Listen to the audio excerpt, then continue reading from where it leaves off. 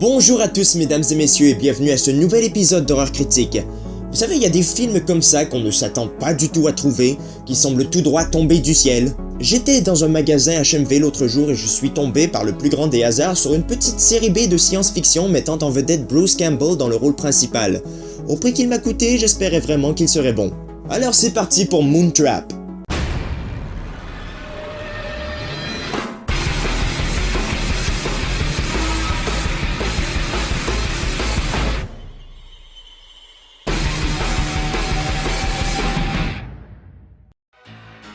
Le film s'ouvre sur l'alunissage d'Apollo 11 en juillet 1969, et quelque chose d'inconnu observe également l'événement, depuis la Lune.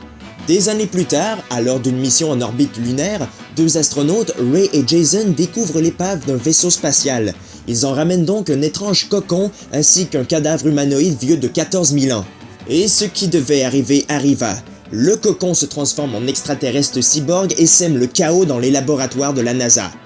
Mais il est arrêté juste à temps. Pensant que cet ennemi vient tout droit de la Lune, nos deux astronautes y retournent pour mener à bien une mission d'extermination afin de sauver la population mondiale. Ça sent le nanar à planer. Moontrap est une petite série B qui est passée inaperçue à sa sortie. Mais une sympathique petite série B. Honnêtement, le scénario, même s'il n'a rien de très innovant, a tout de même une petite touche d'originalité, surtout avec ses extraterrestres robotiques. L'intrigue débute assez rapidement, donc on évite le blabla inutile.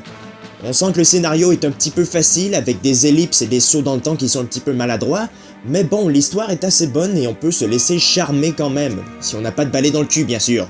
Ouais, les personnages sont clichés, mais bon, ça fait partie du film, et puis croyez-moi, on a déjà vu pire. Il y a seulement Mira, une femme que Ray et Jason vont trouver sur une base lunaire, et elle ne sert pas vraiment à grand chose. Elle ne dit quasiment rien du film, on ne sait pas d'où elle vient, et elle intervient très rarement.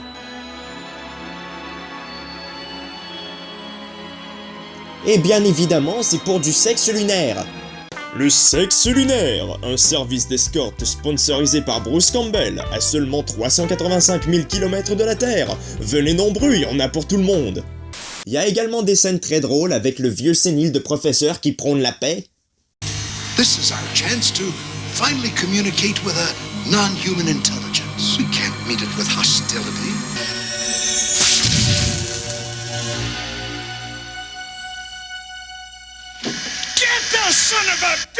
Sinon, le film va à fond dans son délire et l'assume totalement.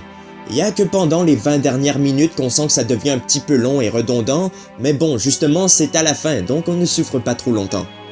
Moontrap est un film réalisé par Robert Dyke, qui avait également travaillé sur les effets visuels de Evil Dead 2.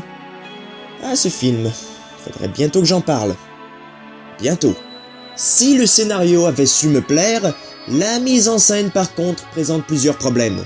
Les scènes d'attaque par exemple, ou les scènes d'horreur. Elles ne sont nullement efficaces, ça se passe beaucoup trop rapidement, on a le temps de rien voir, même pas les extraterrestres.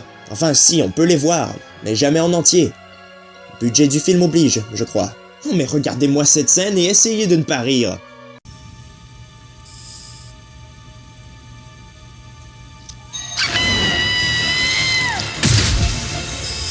Le gratin est notre maître. Il choisit ceux qui s'en vont et ceux qui restent. Oh, c'est vraiment grotesque. Mais bon, l'ambiance rétro de la fin des années 80 me plaît beaucoup, avec de la bonne musique et un Bruce Campbell en feu.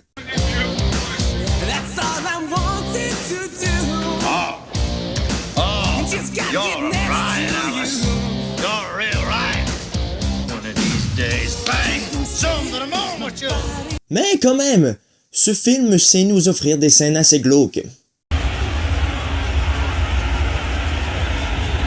Et puis les paysages lunaires, même si on sait clairement qu'elles sont tournées en studio, ne sont quand même pas si moches.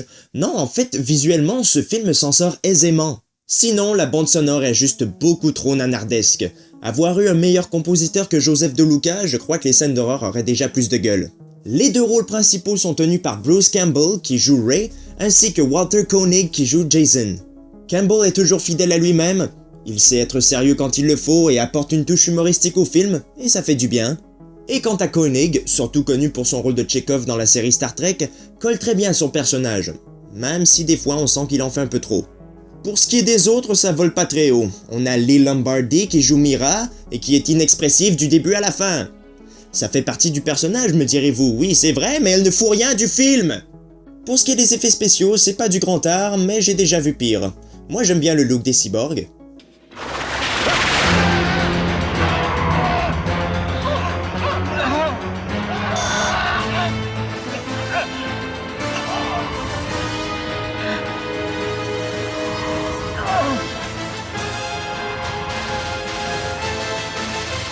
Mais sinon, leur cocon ressemble plus à un ballon de football américain.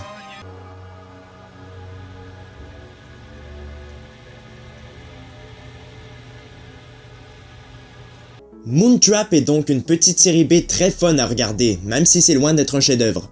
Robert Dyke a annoncé qu'il ferait peut-être une suite au film en 2011. C'est un projet qui fut cancellé, mais réactualisé en 2014. Moontrap 2 Target Earth est désormais complété et devrait sortir sous peu. J'ai bien hâte de voir ce que ça va donner, mais en attendant, je donne à ce film une note de 6 sur 10 et les conseille vivement à tout le monde. Mais, comme quoi on peut toujours faire de bonnes découvertes. Bref, j'espère que cet épisode d'Horreur Critique vous a plu, ne manquez pas les prochains, laissez des commentaires puis abonnez-vous à la chaîne, salut!